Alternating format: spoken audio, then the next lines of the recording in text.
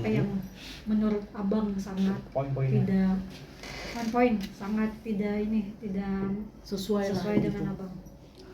Gini, kalau poin tidak sesuai itu sudah ada hukum acaranya. Tapi yang paling penting saya selalu tekankan adalah tahap ini sudah tahapan yang lebih serius. Sekarang itu siapapun manusia, terkhususnya pakar-pakar hukum di luar sana, tidak ada yang bisa menyatakan itu anaknya RK atau tidak. Sekalipun kepolisian, sekalipun itu lembaga pengadilan. Yang bisa untuk menyatakan bahwa ini anaknya hasil perbuatan si Lisa dan RK itu telah lahir anak itu adalah apa? Itu adalah ahlinya kedokteran untuk melakukan tes DNA. Jadi kita fokuskan, kerucutkan dulu permasalahan ini. Kalau masalah dibilang dari kami, siap kok segala prosesnya. Buktinya apa? Persidangan ini kami hadir. Tujuan daripada gugatan kami juga sangat jelas. Kami melakukan 1365 di KUP Perdata berdasarkan putusan 46 itu jelas bahwa apa? Hak identitas anak yang lahir di luar dari pengadilan, di luar dari perkawinan itu berhak mengajukan untuk pemulihan identitas anaknya terhadap siapa ayah biologis daripada si anak ini. Oke, itu poin pertamanya. Yang kedua, terkait tadi proses kami telah melakukan persidangan dan diwakili oleh siapa tadi? Lawyernya itu siapa namanya? Saya lupa namanya. Muslim. Oh, si Muslim itu. Nah, betul. si Muslim, Pak Muslim itu datang memang betul. Tapi ada catatannya. Catatannya apa? Di dalam persidangan Bapak Muslim tidak dapat memperlihatkan KTP-nya prinsipal atau KTP-nya Bapak Ridwan Kamil. Secara hukum acara, kami selaku pihak penggugat itu merasa keberatan. Kenapa? Sekarang kita kan boleh dong, dalam persidangan itu kan sudah sah dicatat oleh berita acara, Pak Panitera dan lain-lain. Apakah yang memberikan kuasa kepada Bapak Muslim itu Ridwan Kamil asli atau bukan? Kan begitu nih sekarang ceritanya. Justru itulah hukum acara diatur secara detail. Ketika pemeriksaan legalitas, betul dia sudah berlawyer, betul ada surat kuasanya. Tapi ada satu poin penting, dia tidak dapat menunjukkan KTP Ridwan Kamil. Nah, di sini kita anulir bahwa kami selaku kuasa hukum mempertanyakan itu kepada majelis hakim. Pada akhirnya majelis hakim memerintahkan untuk agenda kedepannya harus dibawa. Oke, lanjut lagi tadi ke proses. Setelah kita selesai sidang, ternyata tiba-tiba dipanggil agenda mediasi pertama. Mediasi pertama itu dibuka oleh majelis hakim, siapa tadi mediatornya? Bapak Inka, hakim mediator yang berkarir langsung di pengadilan negeri. Poinnya adalah saya itu berkaca dalam peraturan Mahkamah Agung nomor 1 tahun 2016 tentang tata cara prosedur mediasi di pengadilan. Ya. Tadi saya sampaikan oleh majelis hakim mediator dalam pasal 6 ayat 1 saya bacakan. Para pihak wajib menghadiri secara langsung pertemuan mediasi dengan dan atau tanpa didampingi oleh kuasa hukum. Artinya apa?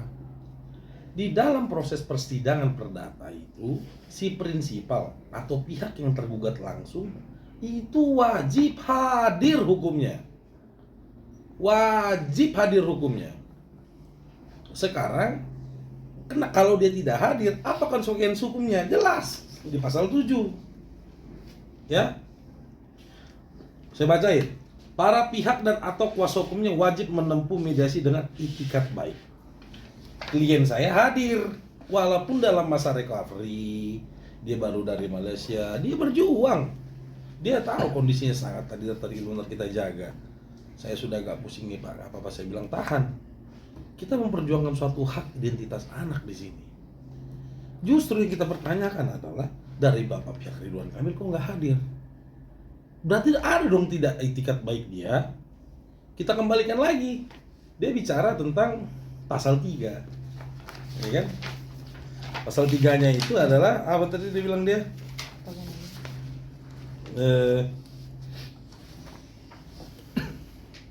Salah juga itu dia pasalnya itu. Pada prinsipnya gini.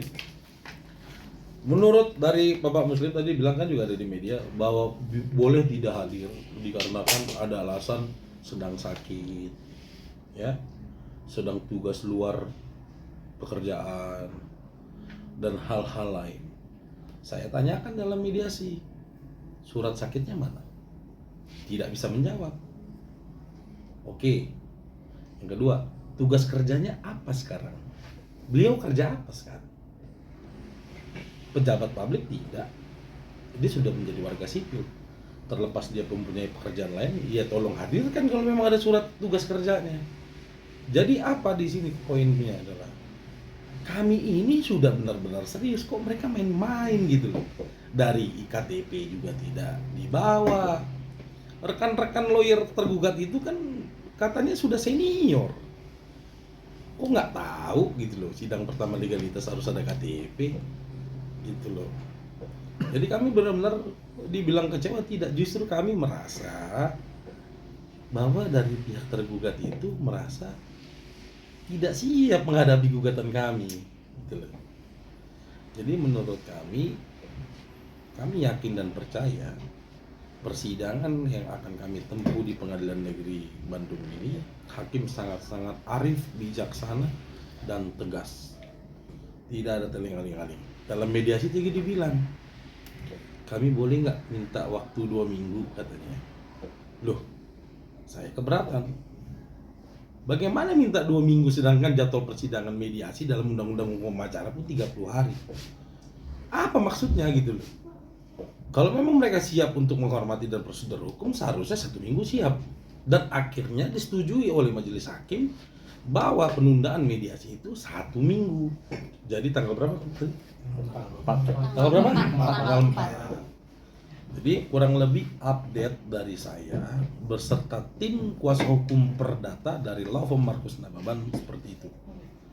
Bang, kemarin saat saya wawancara Pak Muslim dikatakan juga kalau prinsipal tidak wajib datang karena ini adalah sidang perdata. Nah tadi Bang juga menjelaskan yang terkandung dalam surat itu juga prinsipal wajib datang. Wajib datang. Semisalnya Bang, beliau pada saat sidang selanjutnya tidak datang, apa konsekuensi hukumnya seperti apa? Terus langkah-langkahnya juga seperti apa? Apa mungkin akan dijemput paksa oleh tim pengadilan atau seperti apa? Tidak, jadi gini.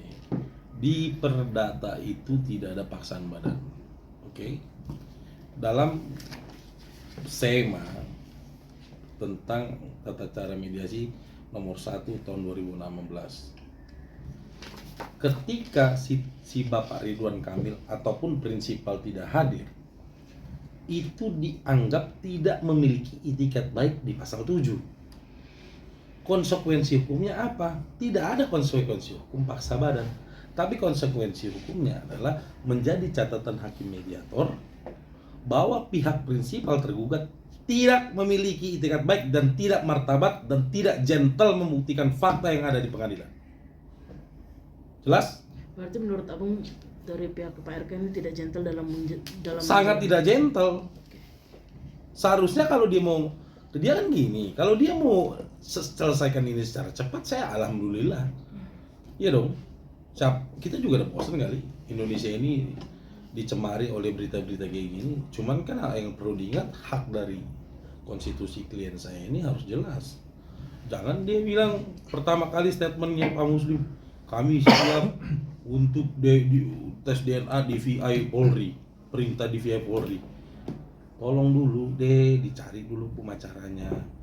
Bareskrim tidak bisa namanya memerintahkan tes DNA, itu harus putusan pengadilan. Nanti tim Pak John yang akan bicara.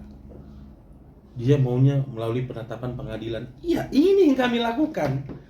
Petitum dari permintaan kami, gugatan kami kepada pengadilan adalah memerintahkan bahwa Lisa Mariana selaku penggugat, Ridwan Kamil selaku tergugat untuk melakukan tes DNA agar mengetahui anak ini hasil perbuatan si Lisa dan si RK apa tidak gitu loh. Jadi jelas hadirlah di persidangan.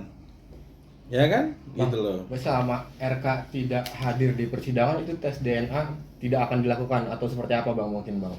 Karena Gini. kan menurut Abang itu nanti hasilnya bakal ketahuan setelah tes DNA ya Bang ya? Betul. Nah, gimana Bang penjelasannya Bang? Ini juga nih menjawab juga nih. Tes DNA itu pertama tes DNA itu tidak akan bisa dilakukan oleh satu pihak saja. Dalam artian ketika ada anak yang kita suspek atau yang kita duga misalkan si ibunya adalah Lisa. Klien kami mengatakan bapak anak saya si Ridwan Kamil loh. Ridwan Kamil tidak mau mengakui. Tapi kan yang ucapan tes DNA pertama kali dari mulut siapa? RK melalui kuasa hukumnya. Jadi kalau ditanya, kalau dia tidak hadir apakah bisa tes DNA apa enggak? Hukum di acara kita ini sangat jelas. Mediasi ini deadlock akan masuk materi pemeriksaan materi pokok perkara.